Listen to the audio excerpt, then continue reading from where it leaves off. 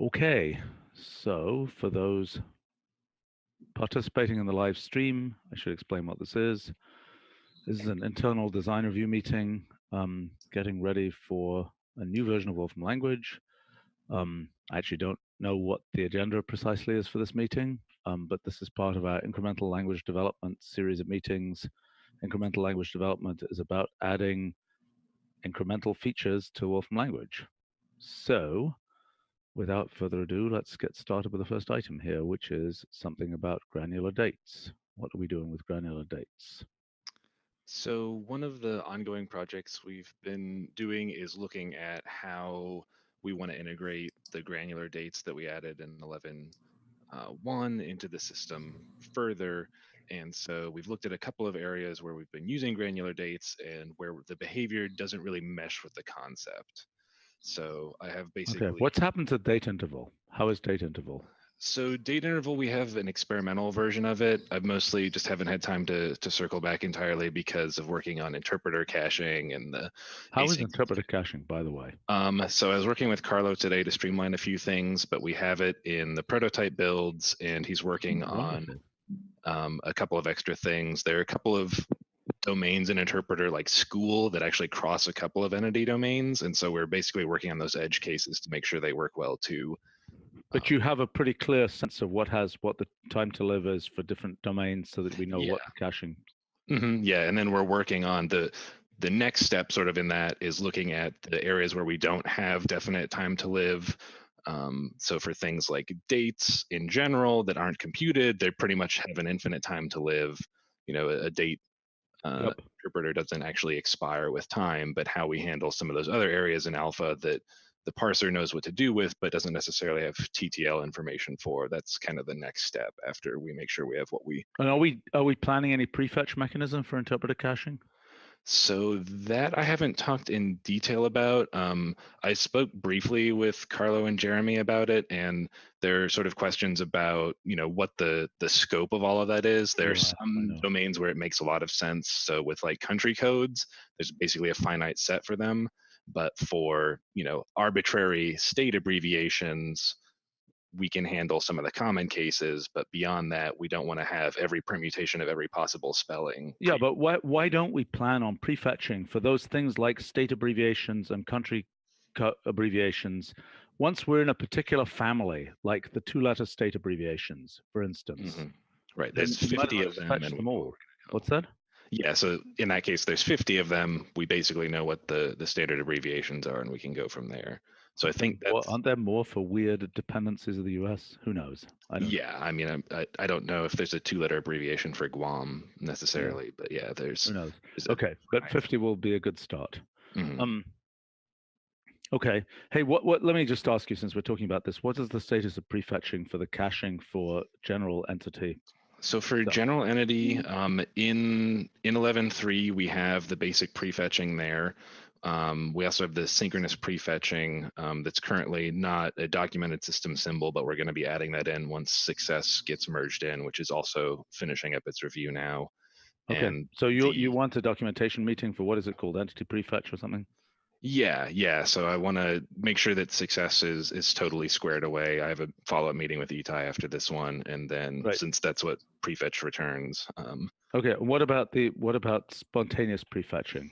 So we have that as a background download enabled right now. Ben is right now looking into what we need to do to have, because we talked about, I think last week in the roadmap meeting, we talked about having some sort of status, you know, maybe a notebook footer or something that says downloading background data. Yes. So that's the state we need. Is the back end works. We just want to make sure we have a front end that, you know, someone can say stop downloading background data or don't download background data. Okay, that may need some hookup from the front end group, right? Yeah, and that's what Ben, I checked in with him yesterday and he was looking into that, but if I don't hear anything by the end of the day, I'll poke again. Okay, all right, let's go back to granular dates. Okay, so the first example here with date range, basically what we noticed is that the standard practice with date objects is if you turn them into a moment, we go to the first instant associated with that date. So if you say date object of 2017, it goes to midnight of January 1st, 2017. But when we look at something like date range, where we have a endpoint that is also a granular date object, it's kind of funky that if you say, give me all of the weeks from now to 2017, it Yeah, it's says, stupid. no, there aren't any. Right. So basically, because, wait a minute, date object to 2017 should be a granular date with a granularity of 1 year. Is that correct? Yes, that's correct. But the default scheme we had would say, well, it's a granular date of that's granular to 1 year, but our standard instantiation goes to the first moment. And basically what we want to do is in date range, we want to go to the last moment of the implicit year. Well, hold on. If I just do this, Mhm. okay, that's going to give a nice granular year. Yeah, Yeah. so it's totally stupid in date range to go to the first moment there. Right. If it's the second argument, it should go to the end. If it's the first argument, it should go to the beginning. Yep, and that's basically what we want to do in this case. The second part of this, which is the next few examples, is so in previous versions, we've had a notion of a week including or a year including, where basically I have a year granular date, but the reference point I give for it is not actually the beginning of the year, it's sometime inside it. And what we want to do is to canonicalize these so that if you say, give me a date object for year that's based around today, it will actually give you 2017 in its canonical form. And so I understand what you're saying. Let me think about that for a second. Okay, so you're saying instead of giving you what still has to be evaluated effectively, year including, because we do know, I mean, year including blah, blah, blah has a canonical form, right? It is granular year of that whole year. Yeah, it is. In essence, it is equal to year of 2017. You're right. I don't see any reason not to go all the way in the evaluation. Okay, yeah, and that's sort of the position we were getting at. Right, so this becomes week beginning instead of week including. Yes. So the canonicalization of a week is a week beginning such and such a date. Yes, I agree with this completely. This seems highly sensible. Yeah, and that last example with sun position was just another case of when we make the change to date range, it'll propagate. So anything that takes a date range specification will now, the first time or in 11.2, if you evaluate that, you get basically 5 data points because it goes to the beginning of 2018. When we change this, you'll get 42 endpoint data points because it goes all the way until the end. So is this doing what I would expect it to do? That's telling me the time between the now instant and the beginning of the today granular date. That is correct. Okay. And that will now be consistent with if I say date range of today, now, hour, for example.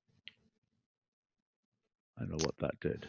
So in this case, so this has to do with another bit of behavior, which is that so for date range, we determined the granularity of the output based on the start date. So you gave a day as an input, and then that's wrong. Look, if you give the granularity explicitly, you want that granularity, right? So this is kind of the tricky difference between their increments and their granularities. So date range isn't necessarily taking a granularity, it's saying, how far do you want these dates to be between each other? So if you actually... Well, maybe it should take a granularity.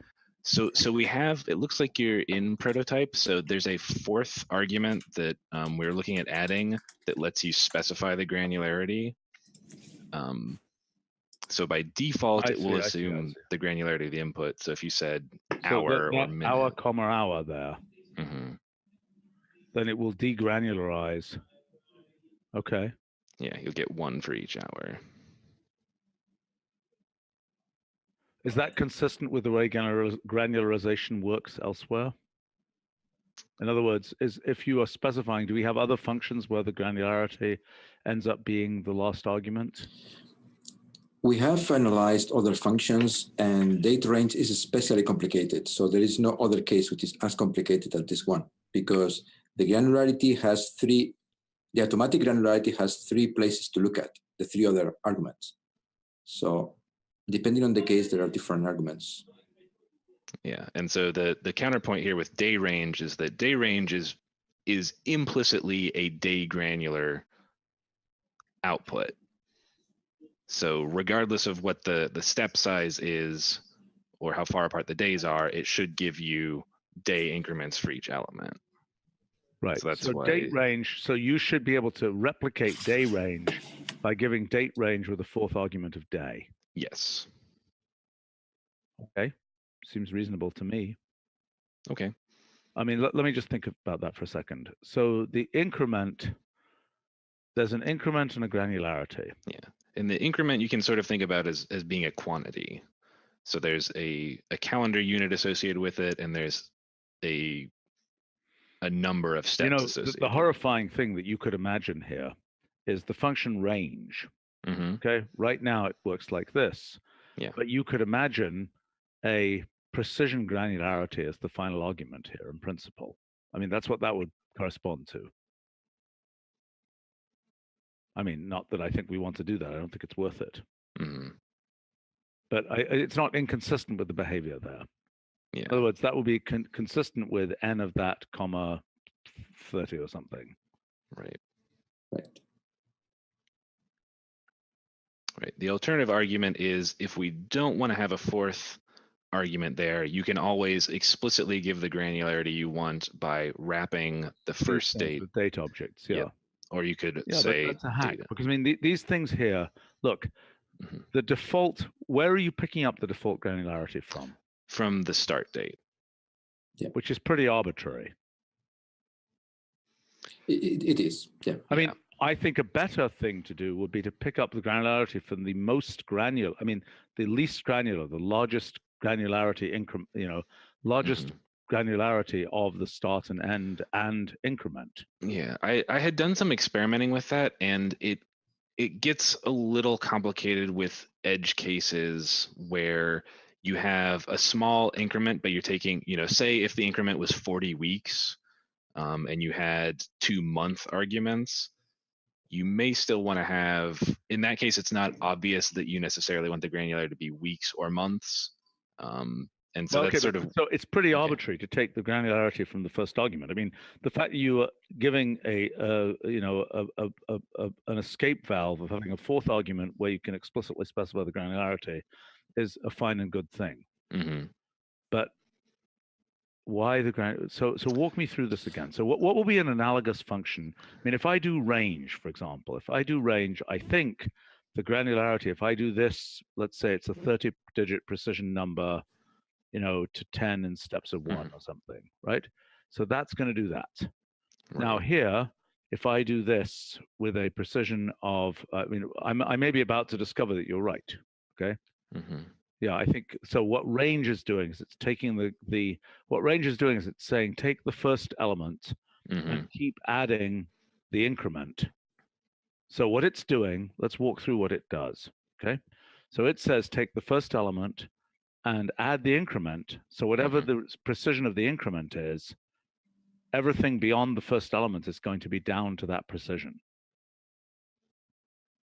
You see what I'm saying? Right. But the quantity doesn't have granularity. So it's the first object, the today, that has granularity. Right. The quantity could be something like a fortnight. Right. Or 3 hours.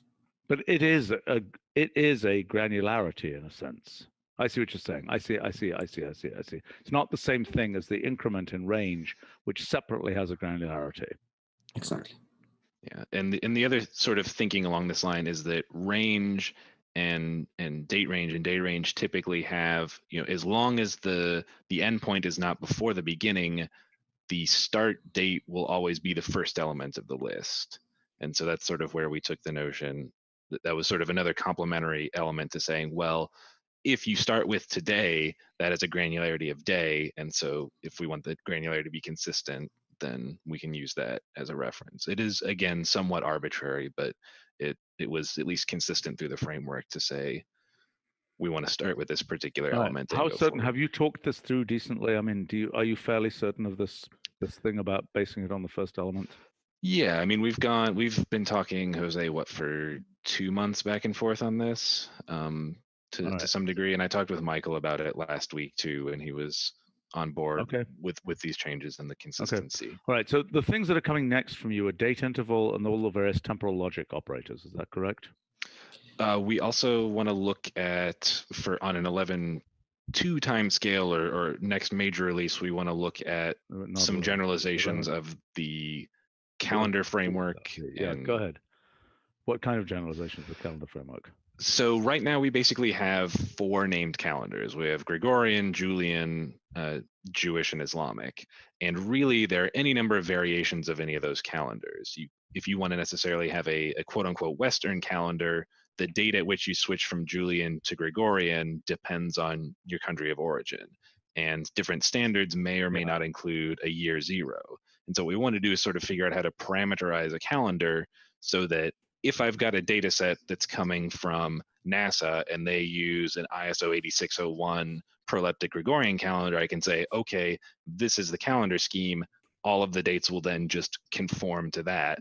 And if I transfer it, right. So basically, this is like a time zone type of deal that, that you are specifying in what calendar you want to, a date is a date. There's a definite moment in time. Right. But you may represent it differently depending on what your time zone is, so to speak. By the way, why is there a period in that time zone? So that's an artifact of the way that we handle time zones in the kernel, but it's actually something that we're looking at changing here because historically they've always been reals, but there's no real reason they need to be. Well, there are time zones which are 5.5 or even quarters, I think, at some point. Right. There are some quarters, but the sort of canonical versions of GMT -5 doesn't necessarily need to be a real. No, we basically know it's an integer offset. Right. Yeah. Then we should make it that. It looks stupid. Mm-hmm. Okay, but go ahead. Another interesting generalization of the calendar argument is to support also something like absolute time. And then we can put a number in the first argument, and then we have a nice representation for an absolute time rather than having it as a bare number. Yeah, that's nice. The other thing I would assume is that there are all these crazy calendars that involve, business days and all this kind of stuff. Right. Yeah, and the other sort of calendar thing. By the way, we do have all of the curated calendars from Wolfram Alpha in here, don't we? We have the majority of them. There's a little bit of a translation between the two, but we periodically run basically a job that grabs the data from Wolfram Alpha and then turns it into our holiday calendar schedule. There's still sort of the notion of I think we talked about special day data at one point where Pi Day isn't really a holiday on any financial exchange, but you may want to look up different significant days with different parameters. And that's a curation task that Alan and I believe the Peruvian group have been working on. Okay. So question, if we wanted to put our company holiday calendar in here, how would we do it? So the existing holiday calendar system has a way to specify a custom holiday calendar using pure functions. It's something that existed before I started looking at the date framework, and I'm pretty sure is something we need to update. We've talked briefly in the past about having some sort of either pattern language or some sort of selection criteria to specify. Look, the main issue is this. The main issue is you're going to want something like saying how many working days are there for our company between then and then, right? Right. And so you could also imagine a company that has, I don't know, it has a production, it has operations staff that have different holidays from, I don't know, the development staff or something, right? Right. And so in general, you could say how many operations working days are there from here to here. So in a sense, we're going to want to key the notion of what,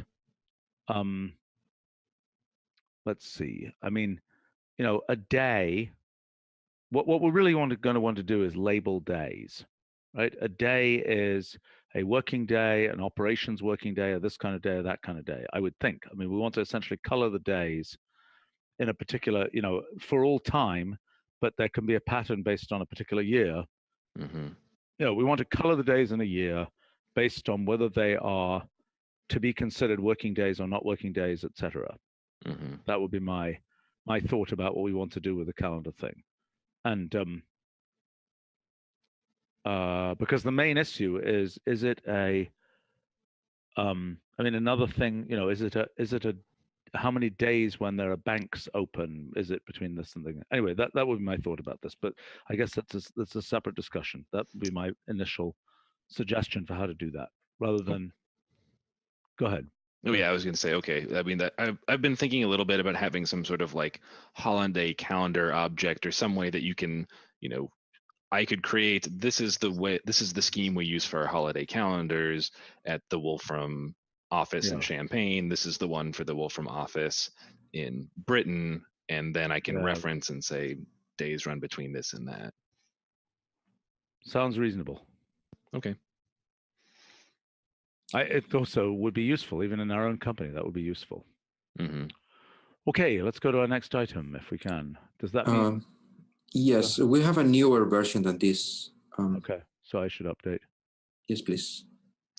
And the one other date and time project we're looking at a little, not immediately, it'll probably be after date intervals, is looking at various ways to handle time systems in some way that's dependent on our parameterized calendar framework. But the idea What do you being mean by time systems? You mean so UTC 1 versus UTC 0. Gosh, that whole business. TIA, yeah, the whole. We need that for the astronomy stuff.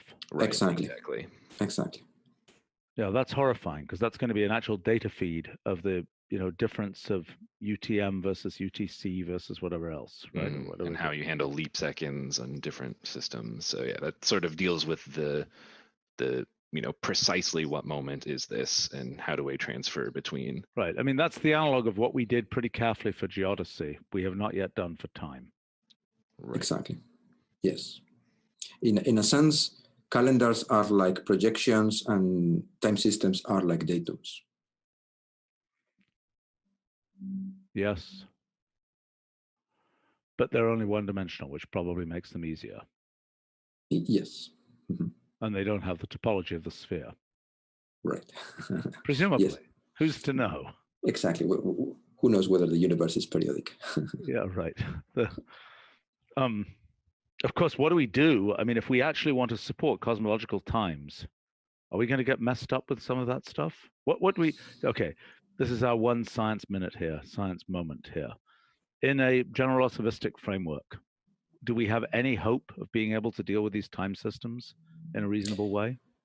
Well, actually we do. So there are several times which are centered at different places, like the surface of the Earth, the center of the Earth, or the center of the solar system, the very center of the solar system. Yep. And there are formulas to relate them. So I am indeed planning to incorporate. Yeah, but what about gravitational redshift and stuff like this?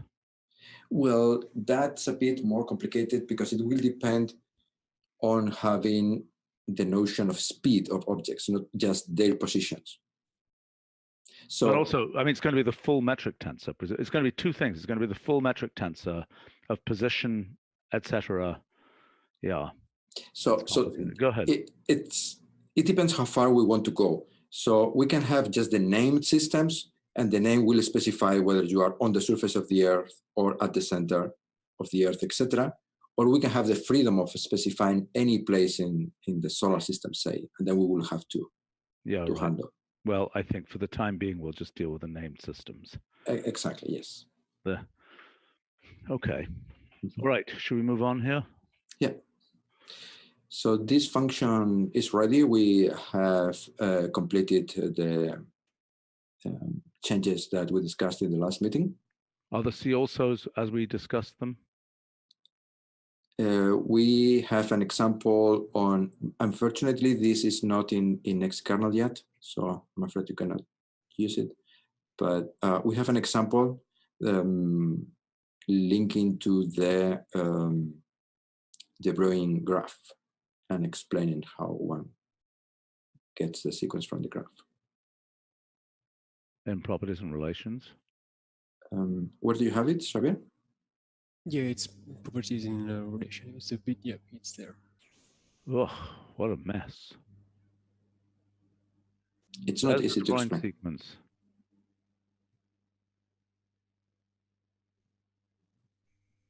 No, but isn't the De Broglie graph just the thing you get by going pairwise? Yes, yes, it is. So here we are constructing the subsequences in order to compare it a bit below in a manipulated expression, because you are going to construct. Oh, this is way overcomplicated, if I might say so. I mean, come on, just show the basic case. Look, just show the De Broglie sequence, do the partition, do the overlapping partitions, and make the graph. Just to show that the structure of the, and then just do the labels based on lists rather than strings. But the problem is that it's not just following the 0, to, so we have to focus on the edges and next and link the name of one vertex with the last digit of the next one. It's Isn't it non-trivial. Look, it's this, right? It's this thing. What am I even doing here? So this will be the length of the subsequences will be 3 in this example. Okay, but I mean, the point is that the De Broglie graph is you've got a sequence and you are saying the transition from this sequence to that sequence is made by adding a one edge, right? Exactly, yes, yes. But if I understand correctly, the edge is determined by the last digit of the final. It is. No, of each one of these, right? So the edge label, which you don't necessarily have to give, right? I mean, this is, each one of these is, I mean, we could just say block map, if I'm not mistaken. I never use block map, but isn't it this? Am I wrong? I forget how block map works. How does block map work? Overlap. Okay, great. Blah. Why didn't that work? Oh, does it have, I see. It's probably got. Perhaps you need to start with the original list. No, I don't think so. I think this is exactly the right thing.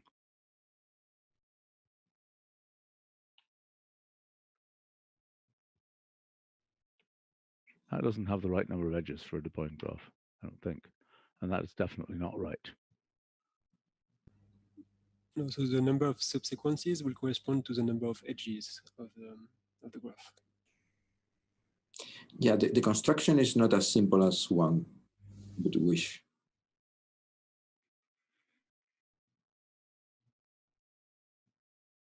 You're right, because the De Broglie, the way to construct the De Broglie graph is to just take all the tuples and for each tuple, join it to the tuple which has, for each of the tuples, right?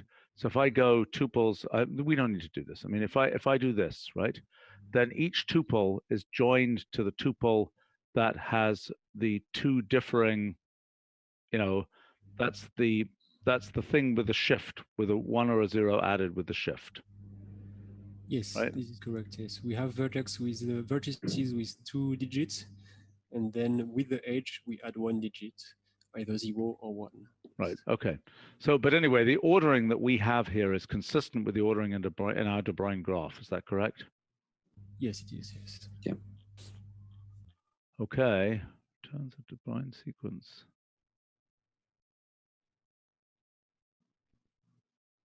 Why isn't it the De Broglie sequence? Because we have many sequences for a given input. Why? This corresponds to all the possible ordering of parts of the subsequences that you can do. The number is actually quite large. It's the second node. Yes. So why don't we say gives a De Broglie sequence on the elements just to make it a little bit more.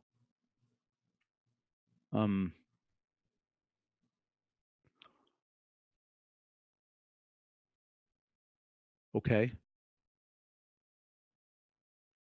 Okay. Don't we want to reference real digits here? Don't we want to reference the whatever thing in real digits gives you? Because isn't that the maximal length sequence? Don't you get these in like, if I'm not mistaken? Is it real digits or integer digits? Yeah, we're thinking of integer digits, maybe. No, I'm thinking of real digits, right? I'm thinking of real digits of like 1/7, if I'm not mistaken. Isn't that thing there in binary related to the de Bruijn sequence? Am I completely confused? In order to not repeat, right? In a rational, in a fraction, right? Don't you have to have? Maybe I'm completely confused. Let me look. So I'm not sure how this relates to real digits. Yes, there may be a link, but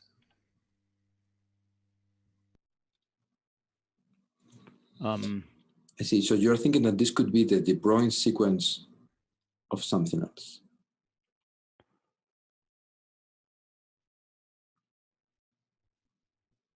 Let's see. What is this? No, that's something utterly, wait a minute. That's something utterly bizarre and different.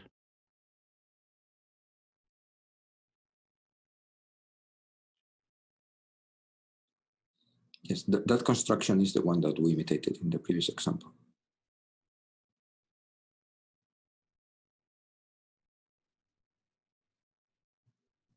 Okay. All right, I don't know what I'm talking about then. Fine. Okay. Did you do backlinks of all these things? Not yet. Did you do? no. No. And is this knitted? No. No. Do we want to do that right now, or do we want to keep going with other stuff? As you prefer. We can do it now if you want. Let's go on with other things. Okay. But we need to remember to do this. We can do it in connection with some other ones. Okay. Yep. Okay. All right. All same queue. Yes. So this is an interesting suggestion of a function. I have my suggestion at the end, but okay. All same queue of expa comma f. yes. So the idea is expa. Expa is the ABCD list or something. Exactly. But in general, like all true, we would accept any head. Right. All same by basically returns true if those things are all the same according to that criterion. Exactly. So we first map F over them, and then we compare the results. Right. And you want a same test, which is the analog of what happens for union, which seems reasonable to me, because that's a rare case that you want to do. You want to change the same test. Yeah, exactly. Yes. So sometimes we will want equal, for example, to allow for tolerances and things like that.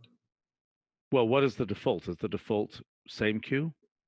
It's almost same queue. For there is a difference for finite precision numbers. It's a bit more strict than same queue. Okay. Okay. But and yeah, it will be like all true with a level specification. Did you start documenting this? Are we happy with the name? Well, that's one of the main decisions to make here. You see the other suggestions by the people there, like saying by Q, but I don't think it should be a Q function, because if we use equal, then it will not return true. Right. Same thing as all true. So I agree that all true has its function in there, right? It has a test. So all true is expression comma test. Right, which is the analog of this, because this is. Oh, I see. So that is checking that they are all true. Whereas this has to have a by in it because it is applying the function first, and then by that function, are they all same? Exactly. It's a bit like orthogonal to all true. In a sense, we could think of a generalization of all true that handles both cases, but it would get complicated. Sure. Right. It seems reasonable to me. Seems pretty good to me. Should we put in a stub page for it? Yeah, I think so.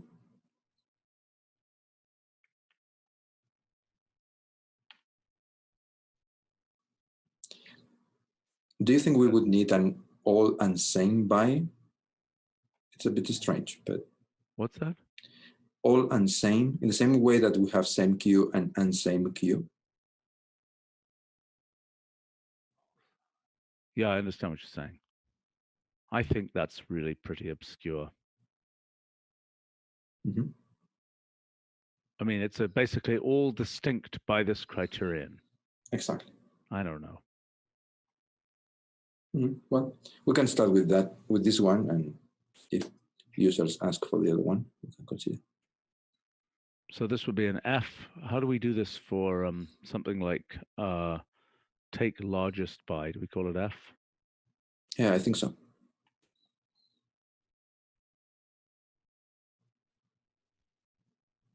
Okay.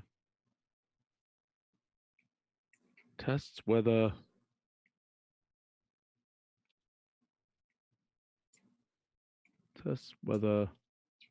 all the F of E sub I are the same. Or we could say tests whether all the E sub I are the same after applying F. Yeah, this is more precise. Okay, you really want a level spec there. Yes, I think so. It will be common that we want to check all elements of an array, for example. Oh, good point. Is there an all version for the level spec? Or what do you mean? Well, I mean, how far down? Okay, so this has a level spec. Okay.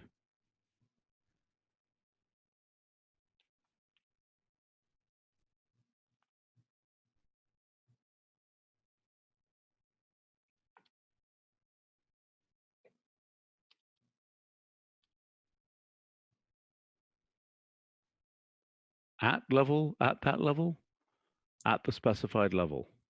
Yes. Is it tests or compares?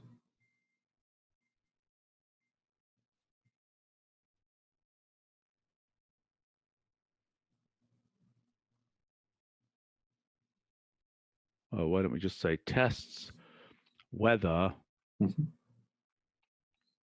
all parts of expr. No, we don't want to say that because,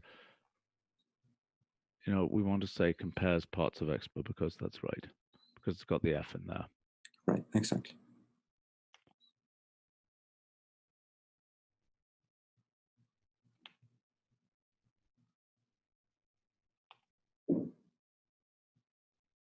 Okay. So now we say all same by has option same test.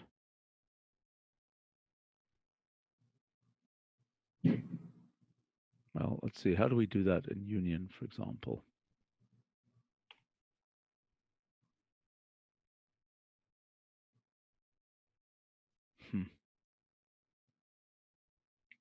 That's a reasonable way to do it. Yep. Okay. Of expr, comma, F, same to comma, dot, dot, dot. Same test, arrow test. So what are we going to say? Applies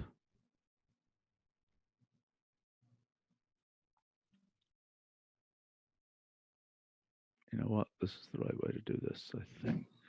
Yeah. This is the clear way to do it, is to just give this for the single list case. Applies test to each pair of FEI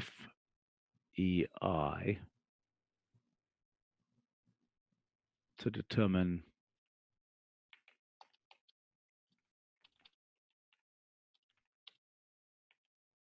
Okay. Yeah. And then we got to say somewhere the default for the same test. Yes, is automatic, like in Union again. Well, we're not even admitting what it is in Union, actually. I guess it's in the examples. Okay. All right. What should this point to? This should point to all true. Is that true? Yes, I would say same queue and all true, possibly equal.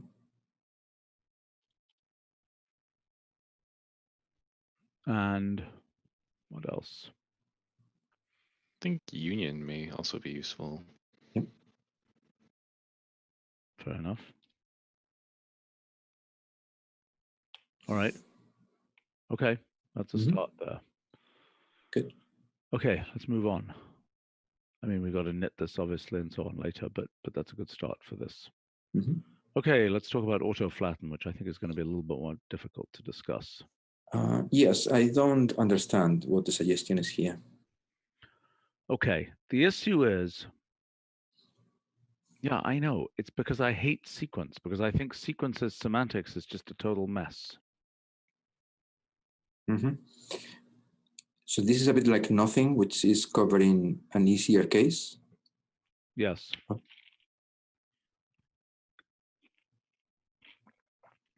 But is it equivalent to sequence, or is it a restricted case of sequence?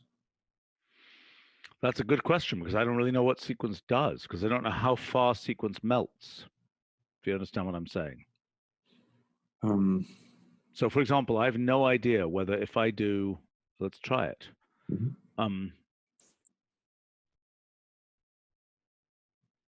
Okay, so that case does that. All right, what happens if I sequence the sequence? By the way, I don't like the fact the sequence doesn't contain, okay, don't really fully understand. I guess that the inner sequence just splices itself into the outer sequence. Probably, yes, because the fact that the first sequence survives is because rule is whole sequence. Yeah, I understand. But the only way I can do this if I have a list here is to say sequence at XYZ, right? Which is definitely into the grotesque. It's been that way since forever. Yeah, I know. I just don't think it's a very beautiful. I mean, I think we're very happy with nothing, aren't we? I mean, as opposed to... It serves a different purpose or a related purpose or one of sequence's purposes, and we are happy with it. But sequence still has its use in exactly the way that you show it. I understand, but the question is, can we get rid of that use as well and stamp out sequence whenever we can? To me, the main advantage of nothing is that it survives through things that are not sequence hold. Sure, but it survives through everything. The only place where it lives. Okay, so look, the idea of this auto-flatten would be that auto-flatten is to splicing as nothing is to having it go away completely. Do you see what I'm saying? So in other words, what I would imagine is that the only place, just like nothing, you know, if I do this, okay, I get nothing there. If I do f of AB nothing D, I don't get, the nothing just sits there, right? So it's a pure list operation. And so the idea would be to have this be a similar auto-melting list operation, okay? So that roughly what it would do is if we say ABC, you know, I don't like this word, I don't like the word at all, auto-flatten X, Y, D, right?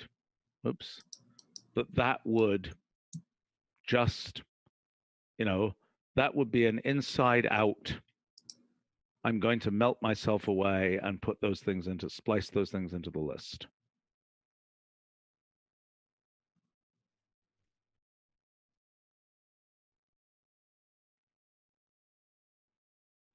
What are some good words that describe that?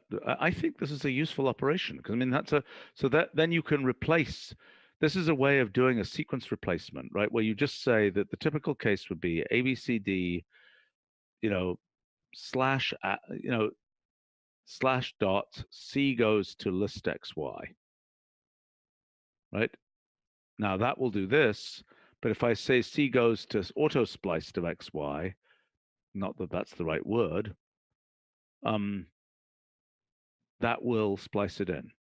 Seems useful to me. And this would only work in list as well. It would be just like nothing. Mm-hmm. What would it be called? I mean, what is it doing? It's splicing, it's flattening, it's auto-flattening. What about flatten out? Flatten out? Yes. The problem is flatten out. I understand. It's a flatten above, flatten out. Yeah. I mean, strangely, this is in a sense, the analog of nothing is not a list, so to speak. Also a very, very bad name. But you understand what I'm saying. It's a list that is not a list. It is, that's horrifying. Horrifying, horrifying.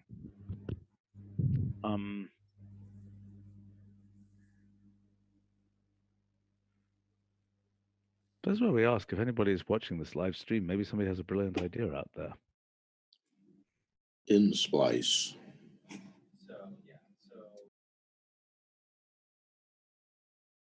Something like that isn't bad. What are some words like splice? I mean, the problem is it wants to say auto splice. It's a splicing or something. What about head nothing or nothing head? What? Called head nothing? Head nothing, yeah, it was recalled like nothing, but this is typically just for the head. Yeah, it's a bit strange, maybe. It's very, very, very decapitate. Yeah, right. I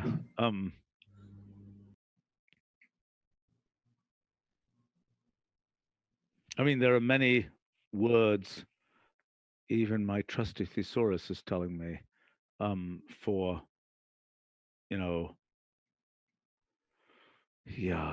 unite, interlace, graft, entwine.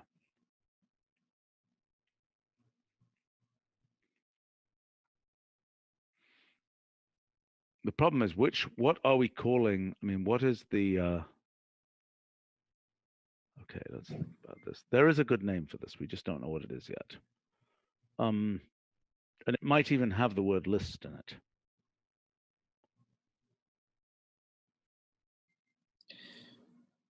And what about nothing as a head?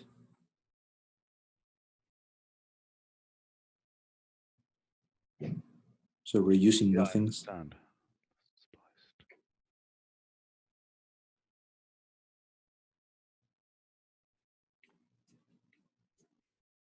I think that's really weird. That's really weird.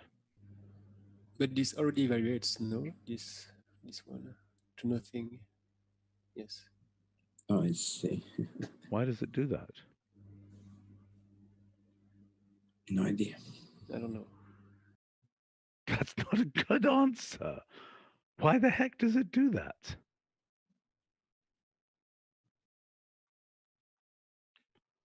Is that documented? Oh, wow. Why does it do that? Why does it do that? We must have had a good reason for doing that. Yeah, it looks quite aggressive. It is, right? It eats anything. Mm-hmm. Why is it doing that?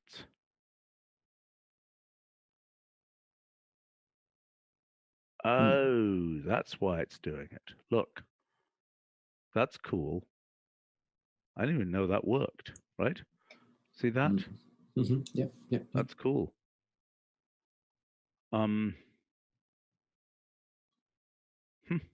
Did not know. I see. So it's the idea of sequence as well, but making the things inside disappear in the process.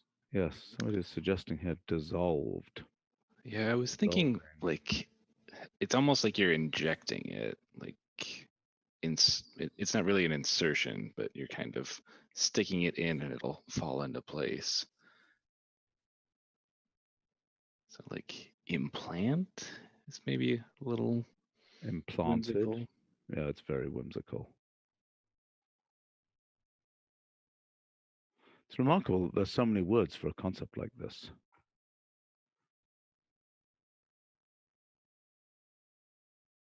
I mean, my mild preference would be, oh, I don't really like it. List spliced. I don't really like that. I don't really like the word splice because we've used it for some ancient purpose.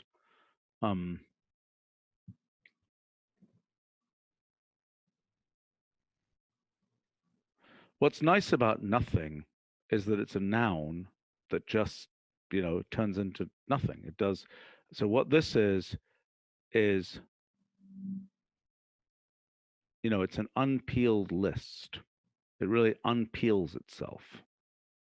And no, I don't think we can use unpeel.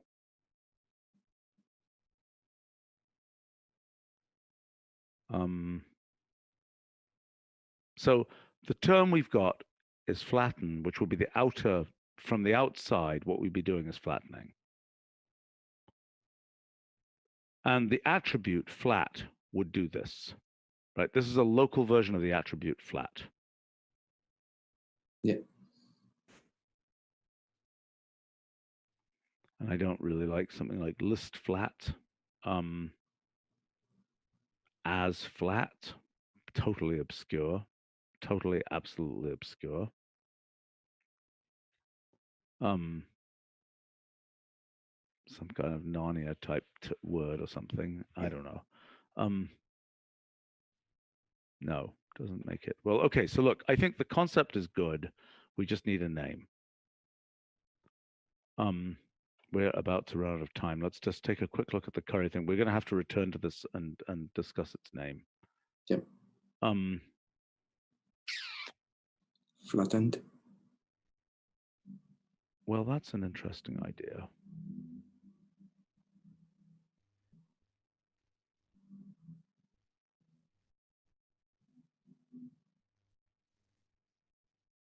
That's not totally stupid. Why don't we implement it with that name? See how it works.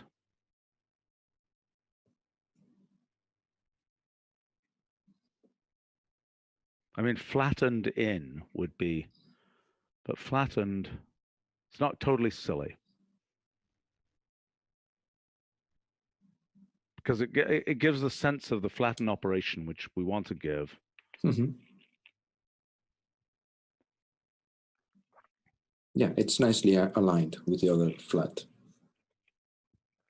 All right, symbols. Great. It's a winner. Let's implement it like that. Mm-hmm. Hope that it sticks. And here, I mean, this is just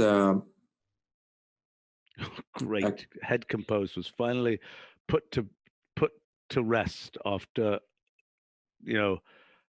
at least 25 years of distinguished but invisible service. Okay, what is this?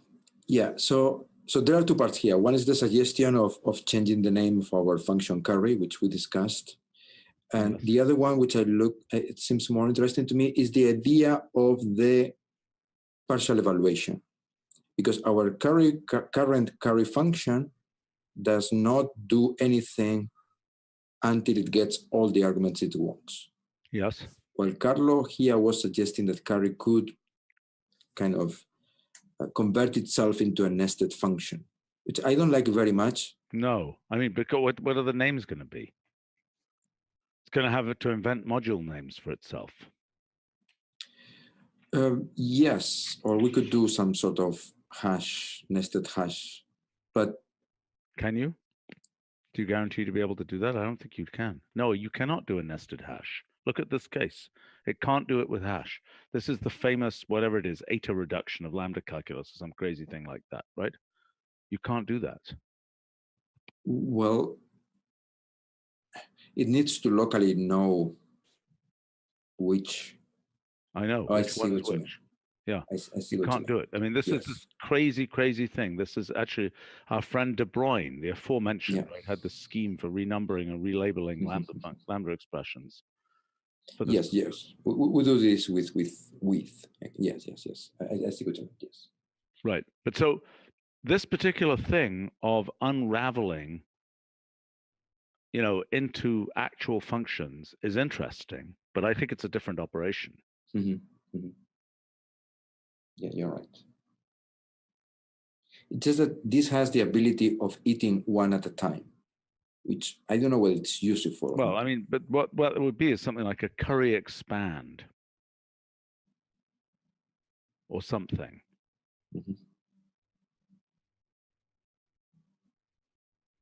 Of f comma 3 is a turn the curry into,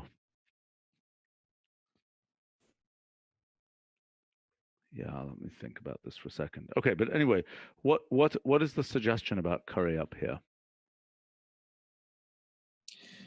I think it's just that in the last meeting you were not sure that curry was the proper name for no, I'm the not function. sure. Yeah. And so I think Xavier was just trying to propose. What is the name. proposal here? So this will be something which is, since we have this head compose, which is a reverse function of the current query, maybe we could go with head decompose or compose head. Gluggle. Yeah. Gluggle. I mean, it's pretty obscure. Let's remind ourselves what on earth. So head compose has been deprecated, right? Yes. Deprecated through utter failure to be used. Is that correct? Well, until now we don't have many functions that have multiple pairs of brackets. So, I mean, in the past. What is our modern analog of head compose? Is there a modern analog of head compose, or is it? Did we just decide it was useless? Well, we have discussed folding construct. Folding construct. Yeah, yes, which, I mean, the equivalent of construct right now is compose, which is also deprecated. Yeah, I understand. By the way, we do have construct coming in the next version, right? Yes, Danny has now a request for it. Okay. So what is folding construct? So folding what? What on earth? Yes, do fold of compose and then a list.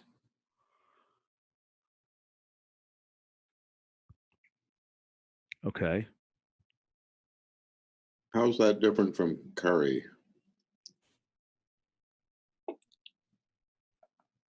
How is that different? Well, I mean, isn't that a form of currying? Yeah, except that going from the list to that composed form is not something the curry function does. Okay. Right, the curry function is doing it the other way around. The curry function is taking a thing like that and it's turning it into, it's going the opposite way here. This is an uncurry, you know. Okay, uncurry, all right. So is that something that we also want for? I think we want this. I mean, look, I think the operations that we're trying to deal with are the curry operation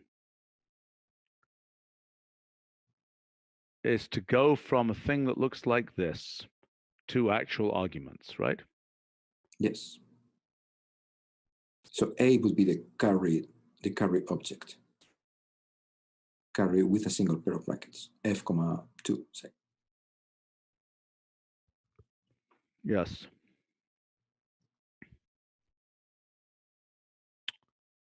Can we inventory? So I think we've got some other operations here that are in the uncurry kind of department and so on. So we've got two different things here. One is the expansion of a curry Mhm. or something Yep. into an explicit lambda expression, into an explicit collection of lambda expressions, right? Yep. The other is the construction of the opposite to currying, that is going from a sequence to a series of applications. Yep. I think there's a brilliant name for curry that isn't curry. Okay, we keep looking. I do like curry. Because it's utterly obscure. I mean, well, for the people who will want to use it, I think they will know. Because this is called currying. There is even a Wikipedia page for currying. no, I understand that, but let me argue against that, okay? Mm-hmm. There is a certain class of people who right now, this operation appears to us utterly obscure. Okay? So let me give you an example. We could have named fold, what is it, beta reduction or something? I forget what that actual thing is called. As it turns out, that name fold, I gave it the same name as it ended up being given in ML, I think, and Haskell eventually, if I remember correctly, which is kind of interesting because I don't, I definitely didn't get it from them. They might have gotten it from me, I don't know, but I think it was more or less the same time. But so it was an operation where the official name in the literature was, I think, beta reduction. Okay, or some kind of beta something or other thing, right? Mm-hmm. Thank goodness we didn't call it that because nobody would have ever used it. Or to have used it, it would look like we're diving deep into theoretical computer science. I see what you mean. Right? So right now, at the time, okay, so the fold operation, just to be clear, that operation was, I knew about that operation because it was being used in parallel computation stuff, okay? And it was being used in a way that was fairly, I don't know. I mean, it also existed in APL, actually, I think, in some form. I'm not sure what the, but in any case, it had a technical name. If we can name curry non-technically, it has a hope, in 5 to 10 years of being used more generally. If we name it, it's just like we didn't call function lambda. Mm-hmm. And which was, in modern times, right? People have heard of lambdas, maybe some people have, but if you called it lambda right now, right? If we called function lambda, then for our elementary users, you can guarantee there's a whole story about why is it called lambda. Whereas with the name function, it's like, well, okay, it's some kind of anonymous pure function-y thing, so it's called function. It's the function. So, I mean, I think we want to look for a name that is more along the lines of function or fold than along the lines of something that requires a knowledge of the history of theoretical computer science. I mean, in other words, the other point of view is that it's a special function of functional programming, like a Bessel function. And it was, arguably, right. I mean, arguably, sometimes where we've tried to genericize a name, I don't know, like famously product log, which had bad history anyway, it's not clear that was a particularly good name. So I'm not certain, but I think we owe it to this function to not simply give it a historical name. Okay. But I don't know what it really is. And I'd like to, can you write up what these 3 cases that we know of right now, and also all the ambient functions, construct, composition, all this kind of thing. Because all of those, construct and composition are both perfectly nice, generally understandable things. I mean, even to a typical mathematician, somebody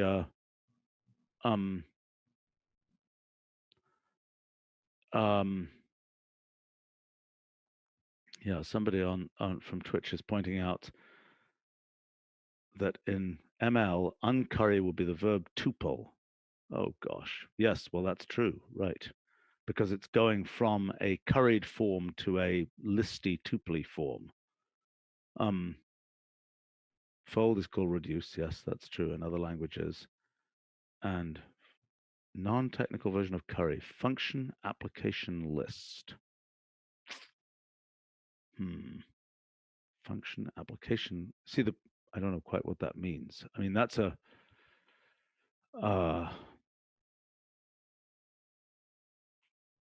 there is some kind of notion of something like, I mean, unfortunately, this isn't a list for us. It's a sequence of arguments. Sequence function, function sequence. Neither of those work. I mean, this notion of successive, I mean, maybe there's some way we can do something based on construct. Construct has 2 arguments, right? Well, you can take multiple args. What does it do with I'm multiple sorry. arguments?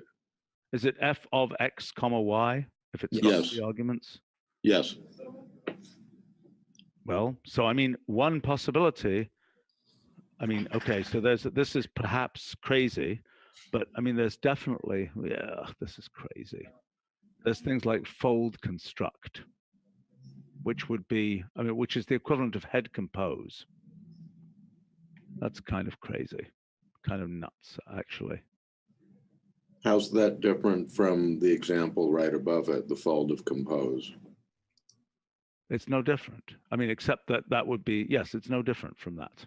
So that's what fold construct would effectively be, that fold of compose? Yeah, it'd be this. Okay, and what does curry do in this situation? It does the exact opposite. Opposite, okay. It unpacks this into, because curry, Okay. the whole point is when we say curry, we mean the thing that has the curry wrapped around it is the thing that is curried, so to speak. So that it is, in some sense, the operation of taking that and unpacking it as an uncurry operation. Does that make sense? So when is curry implemented anywhere? Is this implemented in the X kernel? Yes, it is. So, okay. So if I say curry of f comma 3 x y, what am I doing here? You need another argument. Okay, that's what I get there, right? So that means this is the curried form of f. Okay. Right, that's what that means. But it is. You want an untechnical, a syntactic term for this would be unbracket. That's interesting.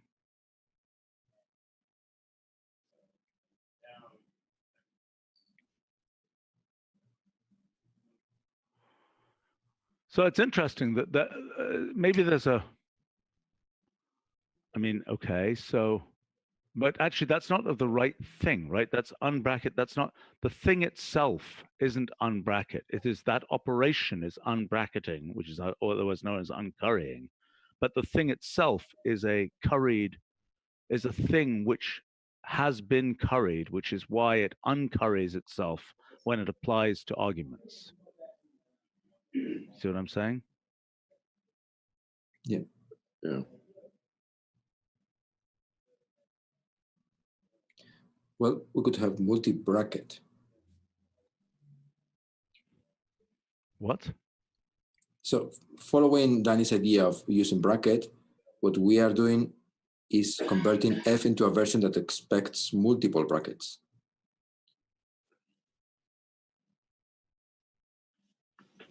The other term we have out in the world in our world is subvalue. Yeah. But in fact, this isn't the subvalue thing. Anyway, I got to go to a different meeting. Mm-hmm. But okay, we still haven't solved this curry naming problem. Let's write down the ambient functions and try and if you can send those out, yep. Then let's try and have a think about that. Okay.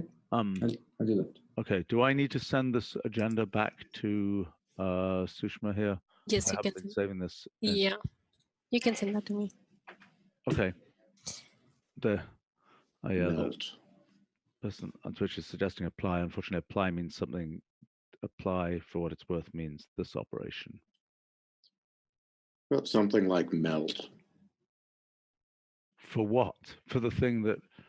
It's melting away brackets.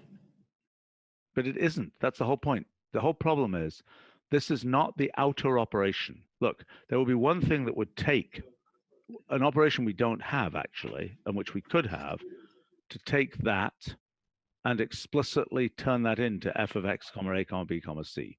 That is another operation that we could have, right? Which we probably should have. We don't have that operation. We've never really needed that operation. This is a thing that automatically, whatever that operation is called, you know, this is like our flattened versus flatten. Yeah, it's a bracket flatten. Okay. I mean, you know, conceivably, that could be called bracket flatten of f of whatever, and that could be, you know, that would conceivably be, I don't know if that's a good idea, goes to f of xab, right? And that then this could be in a much more complicated name, because, you know, that would be hardly a thing that would be attractive for people to use, a bracket flattening of this. Bracket flattened f comma 3. But that's a horribly complicated name. But this is quite an interesting operation, it seems to me, which I don't believe we have right now. I mean, we have those very old operations, operate and through, from, you know, 30 years ago, that have rarely been used, sadly. But maybe they are about to make a renaissance as we, you know, as we look at more curryable things. Maybe all those operations that have been rather obscure will come back to life. All right, let's wrap it up. Okay. Thanks a lot, guys. All right. Bye. See you later. Thanks, Bye. everyone. Bye. Bye.